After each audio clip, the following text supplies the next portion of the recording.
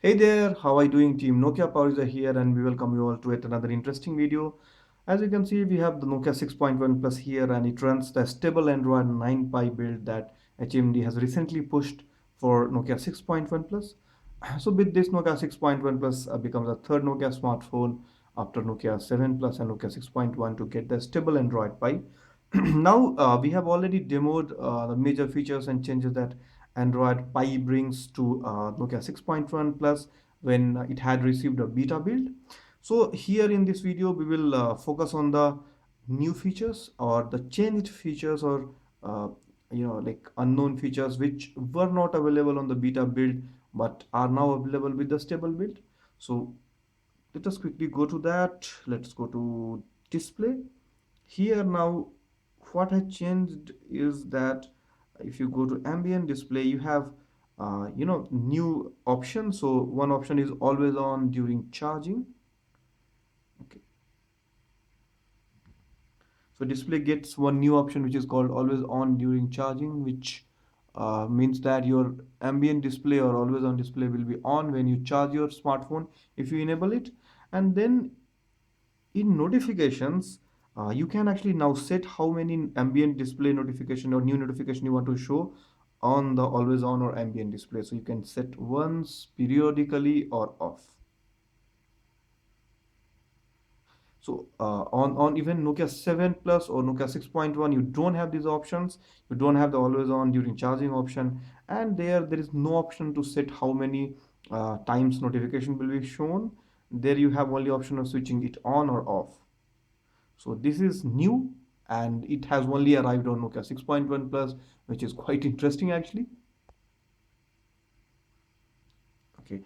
Apart from this, what is other is new is in terms of the camera. So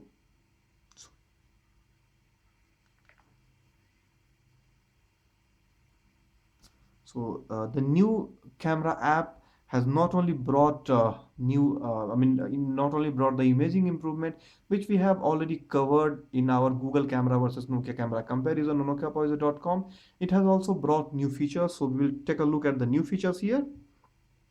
So in terms of new feature, if you go to the dual sight mode, you see here, if you go to the dual mode, actually, you have two new features or options here. One is that you can actually now, change the ratio of how much, image or like how much area will be covered by the front or the back camera. So not so the back and the front camera. So you can actually decide and change the ratio here, as you can see.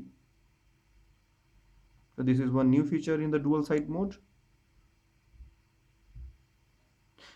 The second new feature is that if you go here, you see this twice shot on or shot off. Like you can switch on the twice shot. So what it does is uh, you see here that you have the two written. So uh, if I now click a picture, this one will be frozen, and I can now change the angle of the back camera. So I can change the angle and then take a picture.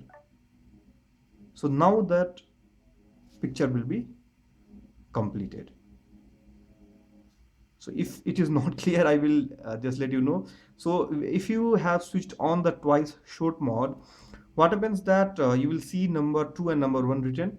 So the frame within that number 1 will be captured first, and then you can actually change the frame for 2.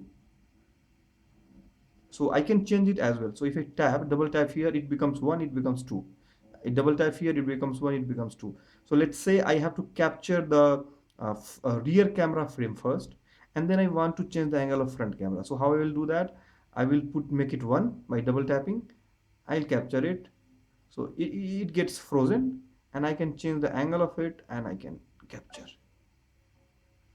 So these two new features have arrived with the new camera app, apart from the significant imaging improvements. So as I said, this new camera app brings lots of imaging improvements, not only in terms of low light without flash, but also in terms of daylight. And now, much more resolved details are captured, and the processing has become much better, so it now does not kill the details. So much better details and much better low light capture.